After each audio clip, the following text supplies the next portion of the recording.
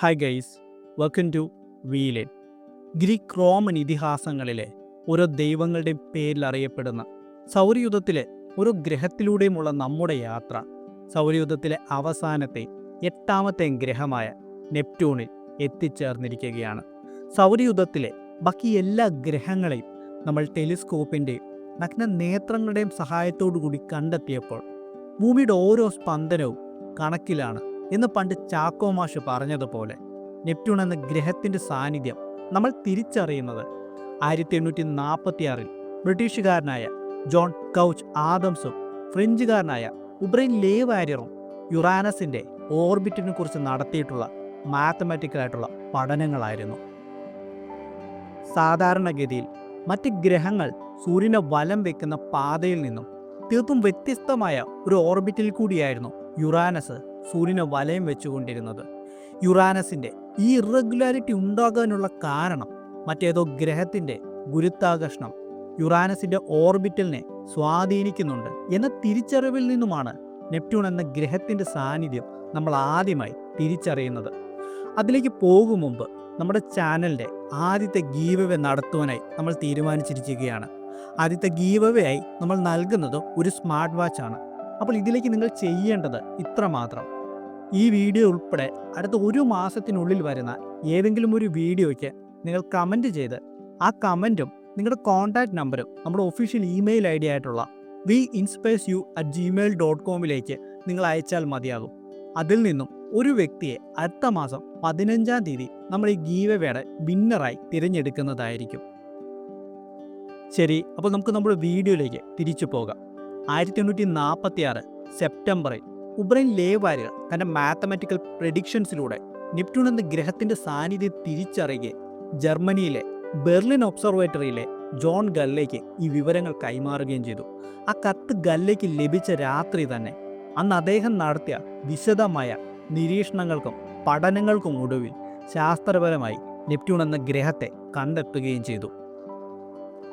പക്ഷേ ഇതിനും ഏകദേശം 2 നൂറ്റാണ്ടുകൾക്ക് മുമ്പ് തന്നെ 1613 ഗലീലിയോ ഗലീലി നെപ്റ്റ്യൂണിനെ കണ്ടെത്തിയിരുന്നുവെങ്കിലും അദ്ദേഹം അതിനെ ഒരു നക്ഷത്രമായി തെറ്റിദ്ധരിക്കുകയായിരുന്നു. സൗരയൂഥത്തിലെ മറ്റെല്ലാ ഗ്രഹങ്ങളെയും പോലെ തന്നെ നെപ്റ്റ്യൂണിന് പേര് ലഭിക്കുന്നതും ഗ്രീക്ക് റോമൻ ഇതിഹാസങ്ങളിൽ നിന്നും തന്നെയാണ്.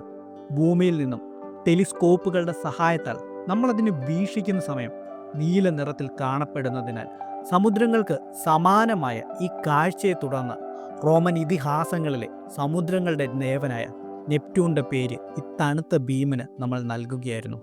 ഒരുപക്ഷെ റോമൻ ഇതിഹാസങ്ങളിൽ നിന്നുമല്ലായിരുന്നു, പകരം ഗ്രീക്ക് ഇതിഹാസങ്ങളിൽ നിന്നുമായിരുന്നുവെങ്കിൽ ഇന്ന് ഈ ഗ്രഹം ഒരു പക്ഷേ അറിയപ്പെടുക പൊസൈഡൻ്റെ പേരിലായിരിക്കും.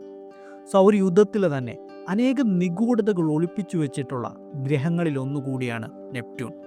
സൗരയൂഥത്തിലെ 8ാമത്തെ ഗ്രഹവും ഏറ്റവും വലിയ 4ാമത്തെ ഗ്രഹവുമായ നെപ്റ്റ്യൂണിന് 4 ഭൂമികൾ ചേരുന്നത്രയും ഡയമീറ്ററും 17 ഭൂമികൾ ചേരുന്നത്രയും മാസമുണ്ട്.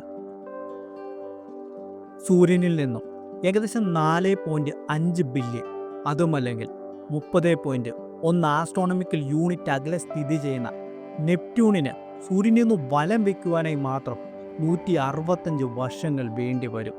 സൂര്യനിൽ നിന്നും ഏറ്റവും അകലെ സ്ഥിതി ചെയ്യുന്ന ഗ്രഹം ആണെങ്കിൽ കൂടെ പക്ഷെ സൗരയൂഥത്തിലെ ഏറ്റവും തണുത്ത 2ാമത്തെ ഗ്രഹം മാത്രമാണ് നെപ്റ്റ്യൂൺ. സൗരയൂഥത്തിലെ ഏറ്റവും തണുത്ത ഗ്രഹം അത് യുറാനസ് ആണ്. ഭൂമിയിൽ നിന്നും നോക്കുന്ന സമയം നെപ്റ്റ്യൂണിനെ നമുക്ക് കാണുവാൻ സാധിക്കുക ഒരു ഇരുണ്ട നീല നിറത്തിലായിരിക്കും. ഇതിന് കാരണം അതിൻ്റെ അന്തരീക്ഷത്തിൻ്റെ പ്രത്യേകതകൾ കൊണ്ടാണ്. 80% ഹൈഡ്രജനും 19% ഹീലിയവും ബാക്കി മീഥേനും നിറഞ്ഞ അന്തരീക്ഷത്തിലേക്ക് സൂര്യപ്രകാശം പതിക്കുമ്പോൾ അറ്റ്മോസ്ഫിയറിലെ ഈ മീഥേനിൻ്റെ സാന്നിധ്യം ചുവപ്പിനെ ആഗീകരണം ചെയ്യുകയും നീല നിറത്തെ പ്രതിഫലിപ്പിക്കുകയും ചെയ്യുന്നതിനാലാണ് ഗ്രഹത്തിന് ഈ ഒരു ഇരുണ്ട നീല നിറം ലഭിക്കുന്നത്. സൗരയൂഥത്തിൽ തന്നെ ഏറ്റവും ദുർഘടകരമായ കാലാവസ്ഥ അനുഭവപ്പെടുന്ന ഗ്രഹം കൂടിയാണ് നെപ്റ്റ്യൂൺ. മണിക്കൂറിൽ ഏകദേശം 2100 കിലോമീറ്റർ വേഗതയിൽ വീശിയടിക്കുന്ന നെപ്റ്റ്യൂണിലെ കൊടുങ്കാറ്റുകളാണ് സൗരയൂഥത്തിൽ തന്നെ ഏറ്റവും വിനാശകാരികളായ കൊടുങ്കാറ്റുകളായി അറിയപ്പെടുന്നത്. നമുക്കറിയാം, ഇങ്ങനൊരു കൊടുങ്കാറ്റിനെ തുടർന്നിട്ടാണ് ജൂപ്പിറ്ററിൽ ഗ്രേറ്റ് റെഡ് സ്പോട്ട് രൂപം കൊണ്ടുവന്നിട്ടുള്ളത് എന്നത്. അതിന് സമാനമായി ഈ ശക്തമായ കൊടുങ്കാറ്റിനെ തുടർന്ന് ഗ്രേറ്റ് ഡാർക്ക് സ്പോട്ട് നെപ്റ്റ്യൂണിലും രൂപം കൊണ്ടുവന്നിട്ടുണ്ട്. 1944 ഈ ഗ്രേറ്റ് ഡാർക്ക് സ്പോട്ട് പെട്ടെന്ന് തന്നെ അപ്രത്യക്ഷമാവുകയും കുറച്ച് നാളുകൾക്ക് ശേഷം മറ്റൊന്ന് പ്രത്യക്ഷപ്പെടുകയും ചെയ്തു. ഇന്നും ശാസ്ത്രലോകത്തിന് ഉത്തരം ലഭിക്കാത്ത ചോദ്യങ്ങളിലൊന്നാണ് എന്തുകൊണ്ട് ഇവ പെട്ടെന്ന് അപ്രത്യക്ഷമാകുകയും വീണ്ടും പ്രത്യക്ഷപ്പെടുകയും ചെയ്യുന്നു എന്നത്. നെപ്റ്റ്യൂണിനെ പോലെ തന്നെ അനേകം നിഗൂഢതകൾ നെപ്റ്റ്യൂണിൻ്റെ ഉപഗ്രഹങ്ങളും ഒളിപ്പിച്ചു വെച്ചിട്ടുണ്ട്. നെപ്റ്റ്യൂണിന് അതിന് വലയം വെക്കുന്ന 14 ഉപഗ്രഹങ്ങളാണുള്ളത്. അവയിൽ ഏറ്റവും വലുതാകട്ടെ ട്രൈറ്റണും. ഒരുപക്ഷെ ട്രൈറ്റൻ്റെ സബ്സർഫസ് സമുദ്രങ്ങളിൽ വളരെ ചെറിയ മൈക്രോബുകളുടെ രീതിയിലെങ്കിലും ജീവനുണ്ടാകുവാനുള്ള സാധ്യതയെ ശാസ്ത്രലോകം തള്ളിക്കളയുന്നില്ല. സൗരയൂഥത്തിൽ നഗ്ന നേത്രം കൊണ്ട് മനുഷ്യന് കാണുവാൻ സാധിക്കാത്ത ഒരേ ഒരു ഗ്രഹം അത് നെപ്റ്റ്യൂൺ മാത്രമാണ്. മാത്രവുമല്ല, സൂര്യനിൽ നിന്നും ലഭിക്കുന്ന താപത്തിൻ്റെ 2.6 മടങ്ങായി പുറന്തള്ളുന്ന ഗ്രഹം കൂടിയാണ് നെപ്റ്റ്യൂൺ. അതിന് കാരണം ഇൻറ്റേർണൽ ഹീറ്റ് സോഴ്സും ഗ്രാവിറ്റേഷണൽ കോൺട്രാക്ഷനും സ്റ്റോംസും വിൻസും തുടങ്ങി അനേകം കാര്യങ്ങൾ പറഞ്ഞു വെക്കുന്നു. സൗരയുധത്തിൽ തന്നെ മനുഷ്യൻ ഏറ്റവും കുറവ് പഠനങ്ങൾ നടത്തിയിട്ടുള്ള ഗ്രഹങ്ങളിൽ ഒന്നുകൂടിയാണ് നെപ്റ്റ്യൂൺ. 1989 വോയേജർ 2 പ്രപഞ്ചത്തിൻ്റെ രഹസ്യങ്ങൾ തേടിയുള്ള അതിൻ്റെ യാത്രയിൽ നെപ്റ്റ്യൂണിനെ കുറിച്ച് ശേഖരിച്ചിട്ടുള്ള വിവരങ്ങളും മറ്റുമാണ് ഒരു മനുഷ്യൻ നിർമ്മിത പേടകം നമുക്ക് നൽകിയിട്ടുള്ള വിവരണങ്ങൾ.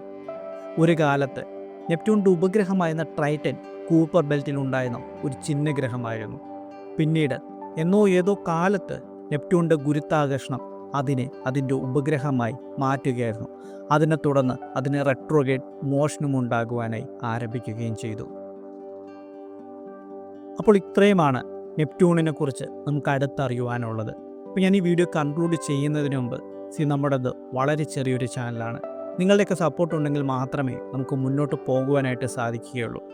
എല്ലാവരും അതുകൊണ്ട് തന്നെ ചാനൽ ലൈക്ക് ചെയ്യണമെന്നും കമൻറ്റ് ചെയ്യണമെന്നും വീഡിയോയിൽ എന്തെങ്കിലുമൊക്കെ പോരായ്മകളുണ്ടെങ്കിൽ അത് ഡെഫിനറ്റ്ലി അത് പറഞ്ഞ് അറിയിക്കണമെന്നും അതുപോലെ തന്നെ നമ്മൾ നടത്തുന്ന ഗീവ് അവയിൽ എല്ലാവരും പങ്കെടുക്കണമെന്നും നിങ്ങളുടെ ഫോൺ നമ്പരും അതുപോലെ തന്നെ നിങ്ങൾ രേഖപ്പെടുത്തിയിട്ടുള്ള കമൻറ്റും കറക്റ്റായി നമ്മുടെ ഒഫീഷ്യൽ ഇമെയിൽ ഐഡിയിലേക്ക് നിങ്ങൾ അയച്ചു തരണമെന്നും ഞാൻ നിങ്ങളുടെ അടുത്ത് പറയുകയാണ്.